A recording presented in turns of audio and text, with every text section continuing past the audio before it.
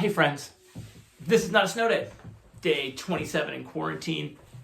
I'm Kevin Ozar and this is my YouTube channel devoted to helping people get through these unusual times.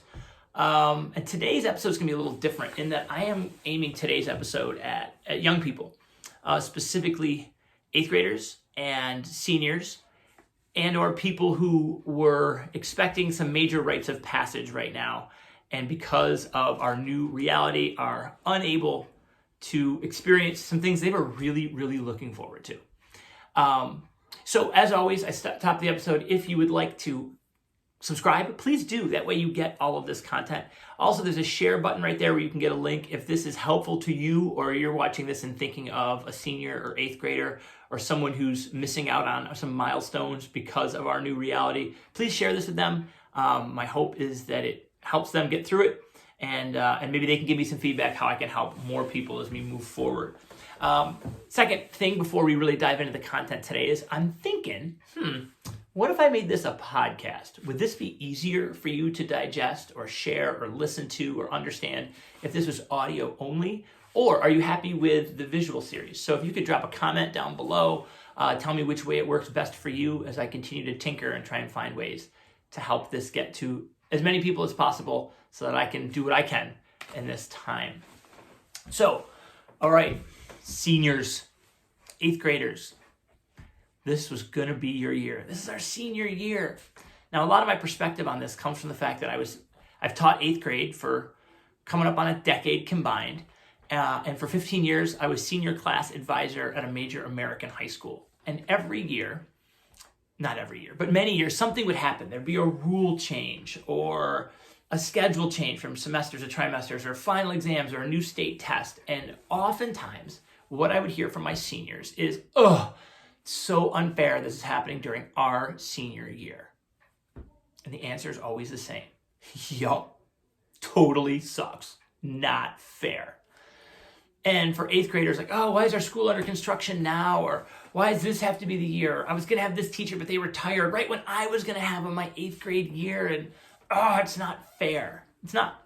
It's totally not fair. And you are right now in the middle of one of the biggest modern era, this is not fair moments of all time. And I am not going to take this from you.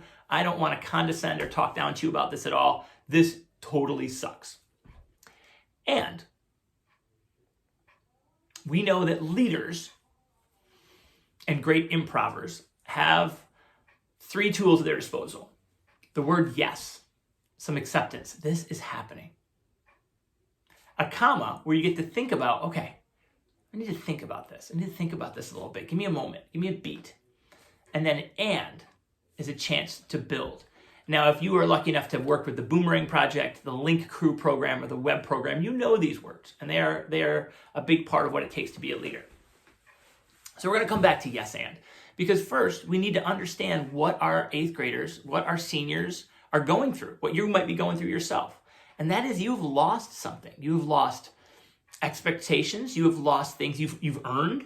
You've lost things that people have been hyping you up for years. I mean, look at any teen movie where they have some 32-year-old actress pretending to be 17. And it all culminates in senior year as a major rite. It is a big deal in our society. And so you've lost this. And that feels a lot of ways. And there's 5 stages that we deal with loss, with grief. And the first one is denial. And so it is totally appropriate to be like, this sucks, this is dumb, this is not happening. And I'm sure some of you had that reaction when you were being transitioned into quarantine or out of your schools, like, this is not happening. This is wild. I don't believe this. You wake up in the morning, you can't get your head around it. The second one is a very natural reaction, and that is anger. You are pissed off. I am. I'm sure other people in your world are. You probably are as well. I'm mad at this. How did this happen? Whose fault is this? Who do I blame? Who do I subtweet? Who can I throw some shade at? I'm mad. And that anger oftentimes doesn't manifest itself as in, I am mad about the situation. It's often frustration or distracting or destructive tendencies or bickering or fighting with the people you do have access to. And then it goes to bargaining, which is really dangerous right now.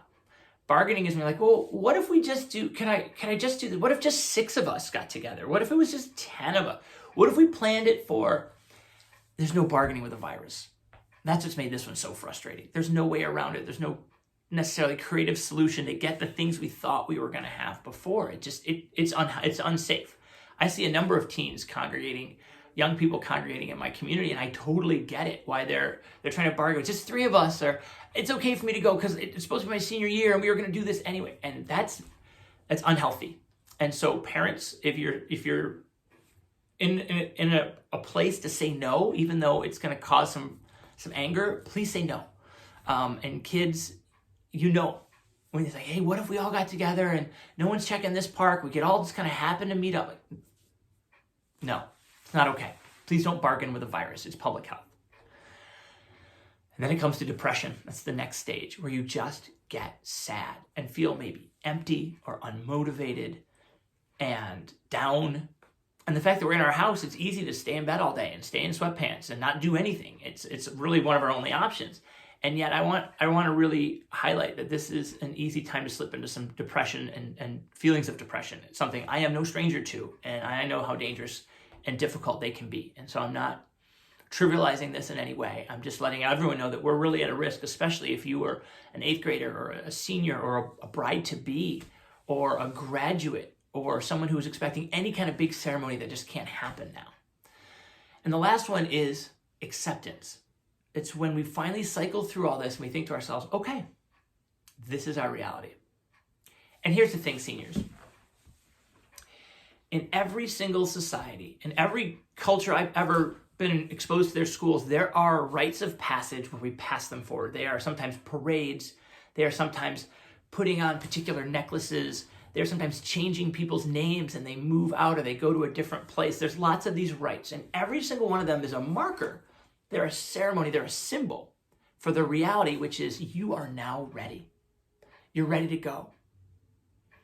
And my wife reminded me of this. She's a 5th grade teacher, and her 5th graders were looking forward to some of their ceremonies. And when I'm at weddings, one of the things I like to do is I like to grab the bride and groom like 10:30, somewhere in there. And I grab them both, and I pull them away from all the people, and I just stop them. And I say, my biggest wedding gift to you is this moment right here. Because today's goal was marriage, and now you're married. And all the hors d'oeuvres and the photographers and the dress and stuff, that's actually not the point. That's the celebration, that's the symbol. But now it's about your marriage. So I give you this moment so you can just really remember it and not let it all move past you too quick. And now let's focus on what's coming up. And so seniors, that stuff was important and it meant a lot. And you earned it. And we kept telling you it was coming and to look forward to it. And 8th graders, same to you. And now we can pull back the curtain a little bit and say, the fact that you're a senior means you're ready to handle this. That even without the ceremonies and the fun stuff, and it is so fun, that you now have the skills and talents to go out in the world and do what needs to be done because you're ready. And that's the and, coming back to the and. And now what are you going to do? So this is your senior year. It's still your senior year. It just doesn't look the same. This is your senior year. That's exciting. This is your 8th grade year. It just doesn't look anything like we thought it would. And so what are you going to do with your senior year? Because it's not over. Just because the buildings are closed doesn't mean school's done. You had all that money saved up for prom. Who needs that money now? What first responders? What mask initiative? What meals for people who can't work right now? Could you be the senior class that lessened the suffering of others? Not maybe the same as a dance and a parade and a bounce house and an all-night party. But what would you rather? When people look back, what could your senior gift be now with those funds you were saving up for? Is it a memorial for people we lost during this time? Is it something that you're going to leave for the kids when they come back so their transition back is even easier? You're seniors. You know what to do. You're leaders. And for those of you who are presidents or vice presidents of clubs involved in Link Crew or NJHS or service organizations, how can you do that exact same thing that is important and meaningful, just not with physical contact? What does online mentoring look like? How can you use your skill, your talent, and all this time to make your relationship with your family even stronger? Because maybe you're leaving in a couple months to enlist or to start a work program or to go to college or university. It's still your senior year. Now, what are you going to do with your senior year? And I know it's not fair, and I know it's not the same. And generations before you have had this happen. Generations before you have been in countries at war, at economic hardship. People in other countries have different experiences, and they're still seniors and they still go on to become leaders. They still are 8th graders and they go on to be productive high school students. So I truly, as someone who's planned dozens of proms and graduations, I'm really sorry that the thing that society and we have been promising you for so long was coming isn't going to happen the way we thought it would. I really am. I'm sorry, because you earned it, and it was going to be amazing.